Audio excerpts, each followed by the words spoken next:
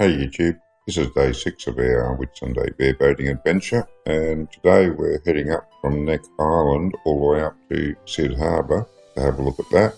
The tide's running with us for this trip, and at a comfortable cruising revolutions of 2000 RPM, the GPS speed actually hit 12 knots.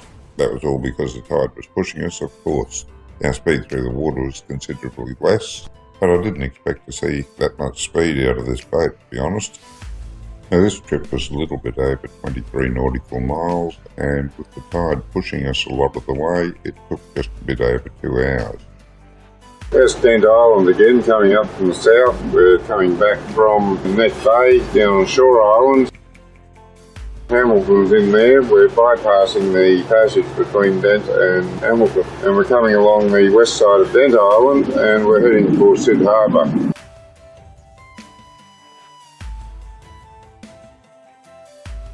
And there's a lighthouse on this western side of Dent Island, just in there. Modern lighthouse, of course. No lighthouse keep or anything.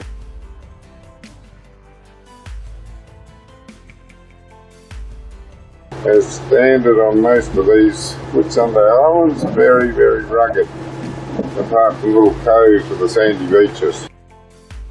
Speaking of which, there's one up the end of the island.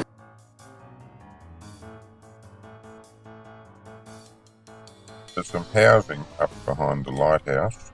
That may have been the old lighthouse keeper's house when they still had a lighthouse keeper, which I believe they did until about the 80s. I guess now that it's either unused or it's used by the greenkeepers for the golf course. Not a bad place to live in any event. This is still on Dent Island, and I'm just curious as to what that is on the beach there, and I don't have the binoculars with me. We're just going to zoom in on the camera and have a look at it later and see if I can tell what that is.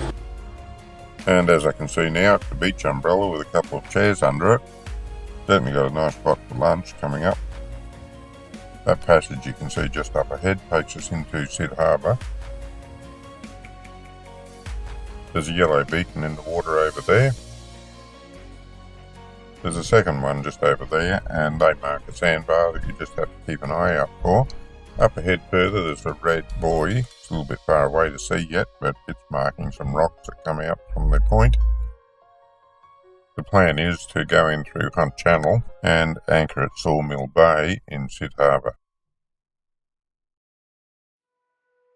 The reef's just over here on our left. It's a fair way off, but it's marked by the red beacon. You can see the white water breaking over it, just from a little bit of chop that we've got here.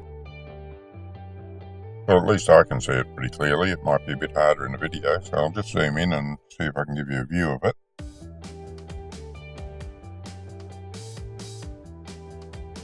The boat's rocking just a little bit, so it's making it hard to keep a steady camera, but I do hope it's steady enough for you to be able to make that out now. There are rules on the water, just the same as there are rules on the road, and the rule is that you keep to the right in the channel. But it's just common sense. This guy's keeping to the left as you would on the road. But that's fine because we're not actually in a channel at the moment, and the rules are when you're not in a channel, the only time you've got to move over is if there's a danger of a collision. And if coming head on to each other, then both boats move over to the right so that the boats pass on your left hand side. Rules of the water are pretty simple. There's a bit of a meeting of currents going on here as well. You can see that smooth, glassy water down there in front of us. Almost a whirlpool trying to form there, where the currents are coming around all the channels and meeting and having a bit of a swirl around. We're coming into Hunt Channel now, and that's the southern side of Whitsunday Island there.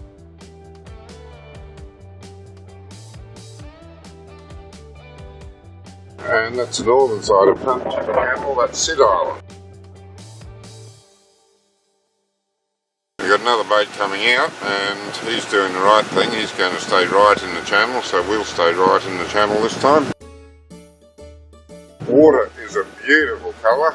It's a bit hard to see because we're under some dark cloud at the moment, and it's raining slightly. I can still see the water is just beautifully clear. Lovely shade of blue-green. We're heading up to Sawmill Bay, which is a lot of boats right up in the distance. There is a little anchorage just in here, just around the corner, but that's not approved for bareboating for an overnight stay. And at the moment we're planning to overnight here, so we'll go straight up to the overnight anchorage and stake out a position. Magnificent coastline, really. Whoa, look at that water colour over there. It's got a little bit of sun on it to bring out all the colours.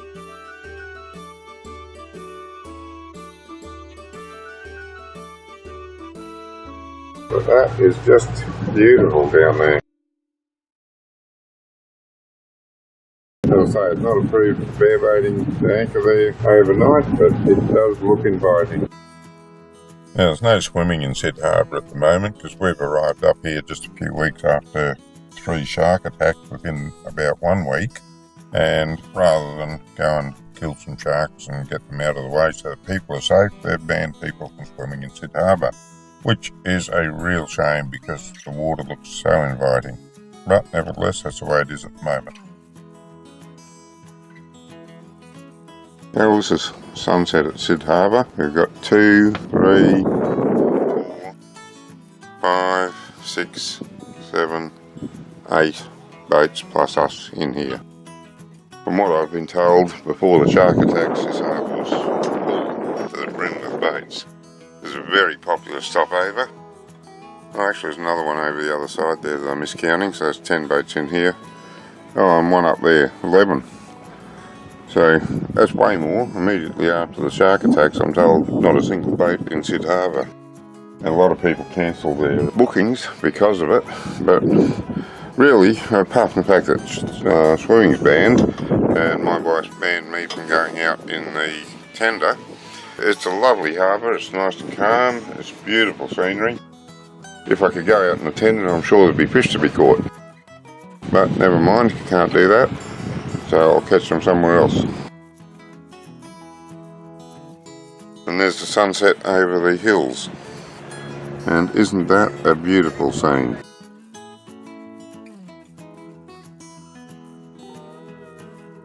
Good morning in Cid Harbor on our second last day. The sun's up over the mountains now.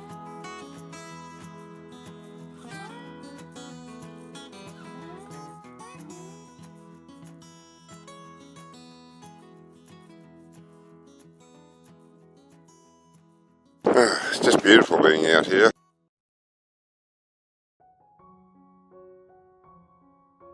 We've got a couple of visitors this morning. It looks like they've found a spot to sit and wait for some fish to swim past so that they can dive down and get their breakfast.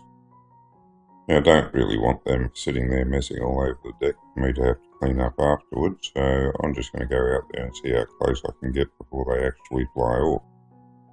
Well, there he goes. He's flying off. And that's exactly our plans as well. We're going to have some breakfast and then we're going to move on round to Turtle Bay. And that's the next episode. Thank you for watching. For the most part I do videos on boating and fishing around southeast Queensland. If you'd like to see some of those videos, just go to my YouTube channel and have a look. Until next time, good fishing.